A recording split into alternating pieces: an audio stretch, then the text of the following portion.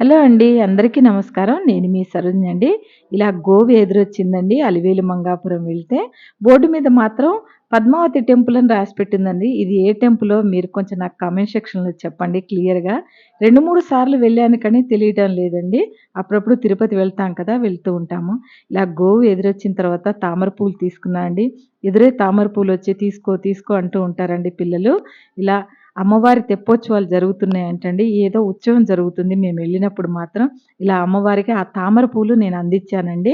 ఆ తర్వాత ఒక అమ్మాయి ఏనుగు మంచిగా ఆశీర్వాదం ఇచ్చిందండి. నేను భయపడిపోయాను. దగ్గరికొచ్చేసరికి ఆ అమ్మాయికిచ్చిందండి. నేను మాత్రం తామర పూలిచ్చి, అమ్మవారికి మాత్రం నేను చక్కగా శుక్రవారం రోజు కాబట్టి, ఆ రోజు నేను వెళ్ళిన రోజు శుక్రవారం ఈవినింగ్ అండి మంచిగా అమ్మవారితోని నేను అమ్మవారికి ఎదురై చక్కగా నేను నమస్కారం చేసుకొని అంతా అయిపోయిన తర్వాత దీపారాధన చేసుకున్నా అండి. ఎంత తృప్తిగా చేసుకున్నానంటే ఇలాంటి భాగ్యం నాకు కావాలని నేను ప్రతిసారి మొక్కుకుంటూ ఉంటానండి. నిజంగా అమ్మవారంటే నిజంగా అమ్మవారేనండి. ఎంత మంచి దర్శనం ఇచ్చిందో మాకు.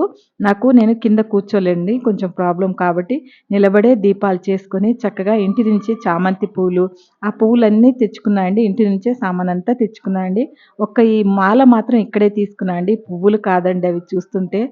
మా వైపు వరంగల్‌లో అంతగా ఉండవండి. అంత చిక్కగా అల్లరు మాలలు.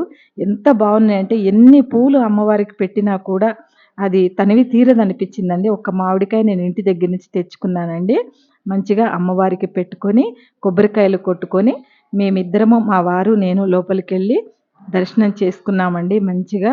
దర్శనం అయితే ఎంత బాగా అయిందంటే అండి, నేను నా గజలక్ష్మి అమ్మవారికి కానీ, మహాలక్ష్మికి కానీ ఏ లక్ష్మి అమ్మవారికి మొక్కినా కూడా నాకిలాంటి అదృష్టం ఇచ్చినందుకు ఎంతో, ఎంతో అదృష్టంగా భావిస్తానండి. నేను ఇలా దీపారాధన చేసుకునే దానికి నిజంగా.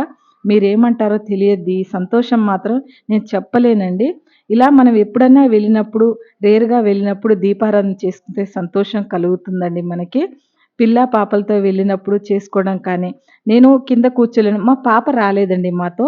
పాప రాలేదు కాబట్టి నాకిలా ఇబ్బందయింది. మా పాప ఉంటే కింద కూర్చొని చక్కగా చేస్తదండి తను. వెలిగించేటప్పుడు మాత్రం "నువ్వు వెలిగించు మమ్మీ" అంటది.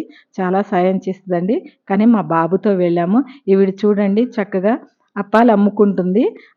"తీసుకో అమ్మ ఒక రూ. 50 ఫస్ట్ బోని" అంటే బోని చేశానండి. వీడియో నచ్చితే లైక్ చేయండి.